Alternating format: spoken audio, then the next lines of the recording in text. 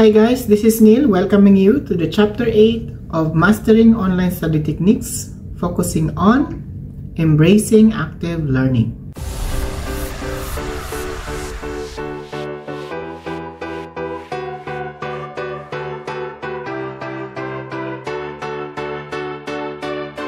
So ano-ano nga ba yung mga kailangan mong i-consider to embrace active learning at ikaw ay mag-succeed sa iyong online study? Una, move beyond passive reading or watching. So hindi ka lang nagbabasa dyan, hindi ka lang nanonood, kundi nakikipag-interact ka doon sa binabasa mo or sa pinapanood mo. So let's say, nagbabasa ka. Minsan kailangan mo mag-pause, kailangan mo itanong sa sarili mo, eksakto ba ito? Kailangan mong i-search din minsan, i-verify kung tama ba yung nabasa mo. Kailangan mo maghanap ng ibang mga resources or references. Hindi ka lang magbibase sa iisa. Yun ang active learning pagdating sa pagbabasa. Kailangan mong itanong sa sarili mo or kailangan mong mag-jot down ng mga important details or summarized points. Kailangan mo na magkaroon ng idea kung paano yan i-transfer into your own words or in your own language na alam mo na mas matatandaan mo at mas matututo ka. Kasi yung active learning kasi is not only because magaling ka magbasa, magaling ka magsulat, or magaling ka mabilis ka makakatch up pag nanonood. It's about taking it into the next level na hindi ka lang basta-basta nagbabasa or nanonood, kundi talagang dinidigin mo pa kung ano yung kailangan mong malaman na detail doon sa inaaral mo. Kaya ka nakikipag-interact doon sa subject mo. Second is, use retrieval practice to strengthen memory. So, retrieval practice means pwede mong gawin yan, i-quiz mo yung sarili mo, i-practice mo yung sarili mo, like kung ikaw ay may notes, tignan mo kung tama ba yung nagiging sagot mo kapag naglagay ka ng question doon at sasagutin mo. Kung tama ba yung naalala mo. Kung tumatama ba doon sa exact idea doon sa gusto mong matutunan. Pwedeng gamitin mo as to strengthen your memory yung pagpa-flashcards. Pero yun nga sa akin, hindi na siya gumagana ng ganun. Kasi, kukwento ko lang dito. Short story. Sumali ako ng Bible quiz noong 2020, nung gathering sa church. Sinali ako ng aking in-charge na minister dito sa area. So, ano yan? Ine-exam ako every week or every 2 weeks bago pa nagkaroon ng competition, which is very, very much good practice din para sa akin at para ma-retain ko yung inaaral ko na Bible verse into the competition or bago pa dumating ang competition, well-versed na ako doon. So, yun yung ginagawa niya. Which is okay naman din sa akin, which is cooperative naman ako sa mga ganyan. Kasi, I'm a very willing learner nga kasi. Wala akong pakialam kung aabot pa ako ng kung anong oras pa dyan habang mag-aaral. Basta, ang target ko, kailangan matutunan ko yan. So, yun yung isa sa mga good thing about practice of retrieval ng ma-strengthen yung memory ko. Kasi ginagawa ko siya, sinusulat ko siya, and tinetest ako doon sa test paper din, parang nasa school, and minimemorize ko din siya. So, in a 3-way, mas mabilis ko siyang natutunan at naisaulo ko kaagad yung mga verse na kailangan kong malaman at matutunan. So, nung nag-competition na, 3 rounds kasi yan. Una is something like fill in the blanks. Pangalawa is yung parang subject, yung tao or yung bagay or yung lugar ng pinangyarihan ng event doon sa Bible or sa Bible verse. Ang third one is yun yung kailangan sulat yung buong verse ng isang part doon sa Bible. So, yun.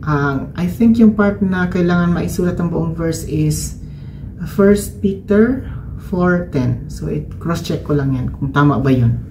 Kasi ngayon matagal na, ilang taon na yun. So, nabanggit ko lang kasi as an example on how to use the retrieval practice to strengthen your memory as a learner. So, dito tayo sa third thing to consider, which is teach what you've learned to someone else. So, yun, yes. Ako actually, gawain ko yan. Kasi kung ano yung natutunan ko, tinatapon ko lang yan sa iba. Bakit? Kailangan gawin yan. Hindi ibig sabihin kasi na sinishare mo yung learning mo is parang magiging threat ng ibang tao sa'yo. Always remember that kung ikaw ay isang learner na natuto na and sa tingin mo na ang pagtuturo sa ibang tao ay makakasira lang sa'yo, hindi sa lahat ng panahon. Kasi ako, kahit dito sa trabaho, pag may natutunan ako, pag may tinitrain ako, talagang tinuturo ko lahat. Kasi ang katwiran ko is that kahit matutunan pa niya kung anong ginagawa ko, yung attitude na ina-apply ko is hindi kami magkapareho. Which might have different impact sa aming mga boss. Yun yung isa sa mga tinitignan ko dyan. Pangalawa, ang working style ko is a very different individual na working kaysa tinuturuan ko. And ikaw, kung ikaw ay magtuturo one day, malalaman at makikita mo yun automatically kapag ikaw ay nagtitrain na ng tao.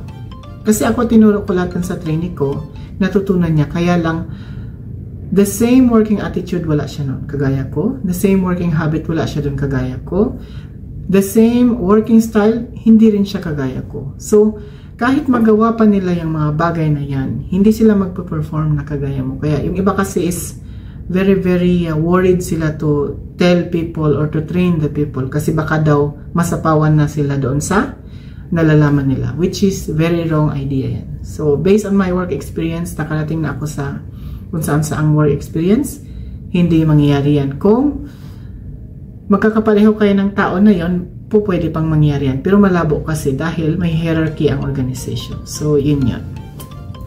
So, dito tayo sa fourth thing to consider, which is engage in problem solving and application. So, apply your learnings through practice questions, case studies, simulations, or yung mga real world scenario. Kasi ganun ako, nagpa-practice ako lagi. Doon ako sa real world. Hindi ako magbe-base yan sa mga scenario na yung mga kunwari mga happenings. Hindi ako nagaganyan sa pag-aaral. Kaya siguro nung nag-masters ako, hindi ako masyadong nahirapan kasi mostly ng mga ina-analyze ko is real world na happenings. So, hindi na basta-basta yung kunwari lang ito yung nakasulat sa book. Hindi na ako nagaganon kasi. So, yun yun. And most specifically, lahat mga naging project ko doon sa aking master's degree is yung real na talaga na nangyayari. Hindi lang siya basta-basta example. And last thing to consider is reflect regularly on what and how you're learning. So, kailangan mo talagang gawin yan kasi ang reflection or self-reflection is very important for you to find a way to grow further. Kasi ganun din ako. Sa tuwing may ginagawa ako, nag-a-allocate talaga ako ng time to reflect. So, ano sasabihin ko? Ganito. Okay, ganito ang ginawa mo ngayon. Ano natutunan mo? Meron ka pa ba nakikitang dapat i-improve? Meron ka pa bang nakikitang dapat na i-share na idea? Meron ka bang reaction? Or sa training na ginagawa namin, kapag nagtatanong ako, bakit ako nagtatanong? In-explain ko pa yan sa mga tao. Ganito kasi yon, kasi kaya tinatanong ko yan kasi baka mangyari, hindi natin alam. Pinapalawak natin yung idea or pinapalawak natin yung sakop ng pag-aaral. Na pwede kasing mai-include yun one day doon sa subject na yon na kahit hindi pa siya included at the same time na nandyan yan. So, yun yun. And a very important thing is that kailangan mo mag-keep ng learning journal or kailangan mo mag-keep ng mga notebooks kung saan ka nagsusulat. Kung ikaw ay nag-aaral pa, kailangan mong ma-reflect yan into the reality kung ano yung natutunan mo dyan. Kasi, based on experience of studying, ako kasi syempre nag-masters na ako and nakarating na ako dun sa first masteral ko na natapos ko na siya. Nagtatry ulit ako na mag-aral ng panibagong masteral. So, nag-masters in engineering management ako, which is MEM. Ngayon ay mag-EMBA ako. So, MBA ako sa Philippines and MEM ako ng Italy yung school ko. So, yun yung isa sa mga reason kung bakit ko tinatry na mag-aral ulit ng MBA. Kasi it's a self-reflection na sabi ko dapat matutunan ko yung finance side ng business, yung HR management side, kung paano sila nagma-market. So, kaya ako mag-MBA kasi more on mag-check ako ng either financial or HR. Pero HR na kasi ako, so baka financial and management pa rin ang titignan ko or marketing.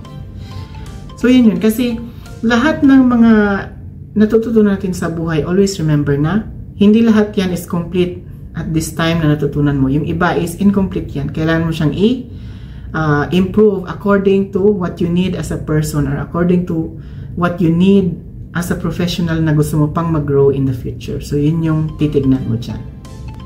So isa-summarize natin itong chapter na to as 5 things to consider to embrace active learning on mastering online study techniques, which is one is moving beyond passive reading or watching. Second is using retrieval practice to strengthen your memory as a learner. Third is teaching what you've learned to someone else. Fourth is engaging in a problem solving or in an application. And fifth is reflecting regularly on what you have learned and how you're learning, and kung may improvement ka pa ba dapat na kailangan i-apply sa learning process na yan. So thank you for watching this vlog. Please don't forget to comment kung may mga questions ka again. Like and subscribe na rin sa aking channel para lagi kang updated sa aking mga next educational vlogs. Bye!